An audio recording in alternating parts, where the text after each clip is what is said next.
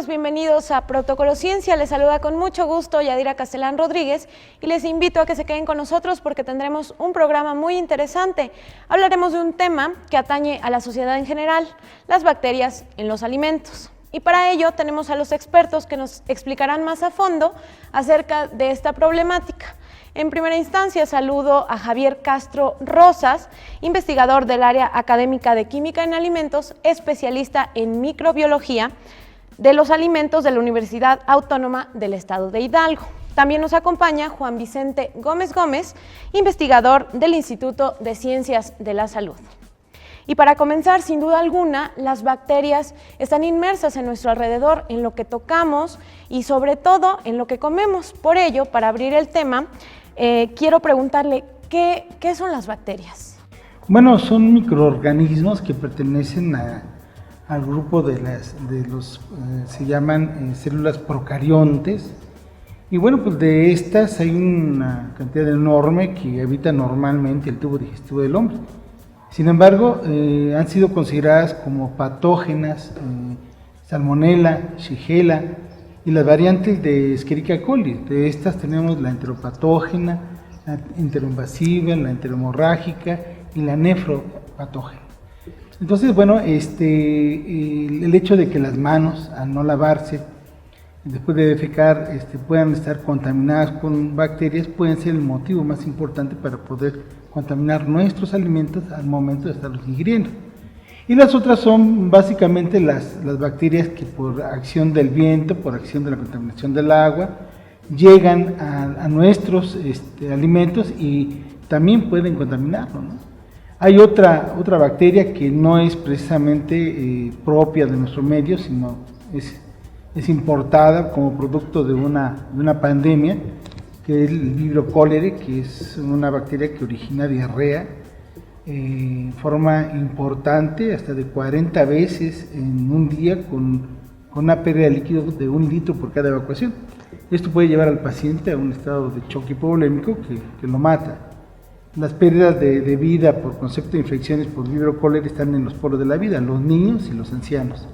Se calcula que el 20% sin tratamiento puede fallecer y que el 1% con tratamiento, bueno, puede fallecer también, pero con tratamiento. Ligado a esto, ¿cómo las bacterias pueden afectar a nuestro organismo? Las bacterias que existen dentro de los alimentos. Sí, mira, en los alimentos podemos encontrar diferentes tipos de bacterias, no solamente patógenas. La probabilidad de que encontremos una patógena depende del tipo de microorganismo. Por ejemplo, aquí en la ciudad de Pachuca nosotros hemos realizado diferentes estudios para conocer el tipo de bacterias que podemos tener en los alimentos. Y tenemos también bacterias que no son patógenas, aunque no causan daño, pero también en ocasiones podemos encontrar bacterias que causan daño. Les decía, hemos analizado, por ejemplo, tortillas de diferentes tortillerías y hemos encontrado un 80% de la presencia de bacterias que no deberían estar presentes en las tortillas, porque estas bacterias se mueren durante la cocción, bacterias conocidas como coliformes. Estos microorganismos no son patógenos, sin embargo nos indican que está ocurriendo una contaminación después de la cocción. En esas mismas tortillas encontramos una muestra de 100 que analizamos, la bacteria Salmonella, que es una bacteria patógena. Asimismo hemos analizado otros productos como germinados de alfalfa, carne cruda, ensaladas de nopales crudos, jícamas, en fin. En este momento hemos publicado ya alrededor de 30 artículos científicos de un trabajo que hemos realizado desde 8 años al momento y hemos encontrado bacterias patógenas en los alimentos, con una frecuencia que va del 1% al 20% dependiendo del tipo de producto. Pero te repito, nuevamente comentaba, no solamente patógenas puede haber, también bacterias incluso benéficas.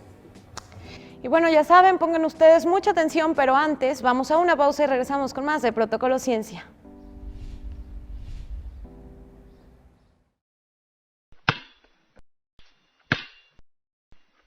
Experimenta la ciencia de lo cotidiano. Garza Ciencia. Síguenos por Facebook y Twitter. Fusión IQ. Materia gris. La ciencia desde otra perspectiva. Síguenos por Facebook y Twitter. Garza Ciencia. Y regresamos a Protocolo Ciencia, tenemos más información y me gustaría saber que si hay bacterias que no sean dañinas para nuestro organismo, porque sin duda pueden aparecer cuando no se tiene una buena higiene de nuestros alimentos.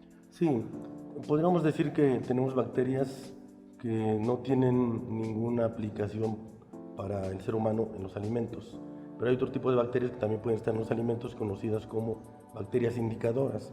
Este tipo de bacterias, si las encontramos, podemos interpretar el por qué están ahí. Puede ser porque no hubo una cocción adecuada, no hubo pasteurización en aquellos alimentos que reciben pasteurización, o bien no hubo desinfección o que el proceso de desinfección no fue adecuado. Pero también podemos encontrar otro tipo de bacterias diferentes, como mencionaba hace un momento, las benéficas. Este tipo de bacterias o nos sirven para producir un nuevo alimento, como sería el caso del yogur, el pulque, la cerveza, o bien bacterias que nos sirven para proveer o conferir un efecto benéfico al ser humano. Este tipo de bacterias son conocidas como probióticos. Por ejemplo, estas bacterias las podemos encontrar en los intestinos y se ha visto que podrían proporcionar cierto efecto benéfico al ser humano. ¿De qué tipo? Ya sea preveniendo algunos tipos de cáncer o bien evitando que bacterias patógenas como Salmonella se alojen en el intestino. Bien, sin duda, la prevención es un factor decisivo para evitar muchas de las enfermedades que producen los alimentos con bacterias.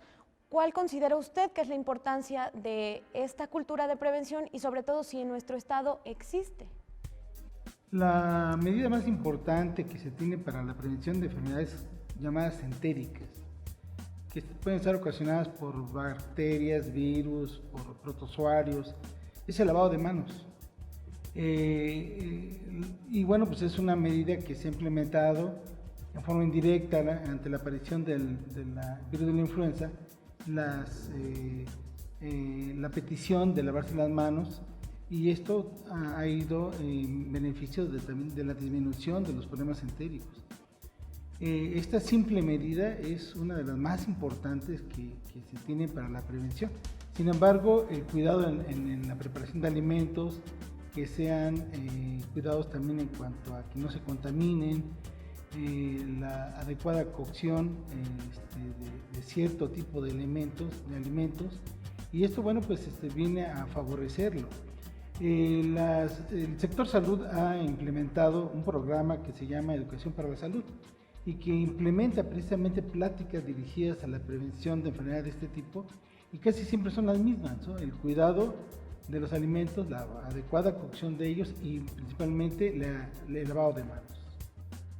Finalmente, me gustaría que expresaran sus conclusiones acerca de este tema, si están de acuerdo uno con el otro, y dar ciertas sugerencias a quienes nos ven para que podamos tener esa cultura de prevención aquí en Hidalgo.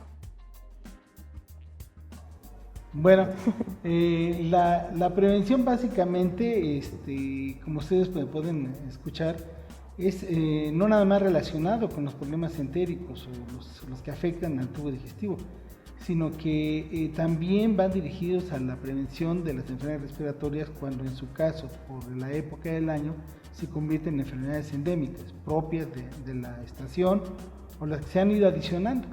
Esto es la medida más importante en cuanto a la prevención de enfermedades, el lavado de manos. Y obvio es que la otra medida va en relación al cuidado de los alimentos, el ver o el valorar en qué sitios tienen que ingerirse estos, de puestos que pueden ser sospechosos de que sean alimentos contaminados, bueno, pues evitarlo, ¿no? Y esto pues no es otra cosa más que las personas con un poquito de sentido común se percaten del peligro que encierran alimentos contaminados que también son expendidos en la vía pública. Para complementar. Sí, estoy de acuerdo, una medida muy importante es la prevención. Yo le digo a mis alumnos que les imparto la clase de microbiología de alimentos y también de implementación de prácticas higiénicas en industria de alimentos, que partiendo de 3 medidas generales importantes que son aplicadas a todas las áreas de los alimentos que quieran evitar enfermedades por consumo de alimentos de origen microbiano, son la contaminación, evitar la sobrevivencia de bacterias en los alimentos y aplicar medidas para eliminarlos una vez que puedan estar presentes. Rápidamente, ¿a qué me refiero? Estos tres grandes acciones no son fáciles de implementar. Si fueran sencillas, pues las enfermedades por consumo de alimentos debido a bacterias o microorganismos sería prácticamente nula. No es sencillo. Para el caso de contaminación, debemos de implementar programas. No solamente basta con vamos a evitar que se contamine en el campo, no, hay que implementar programas en el campo, programas en los hogares, programas en las universidades, enseñar a los niños y enseñar a los adultos de cómo hay que evitar que se contamine.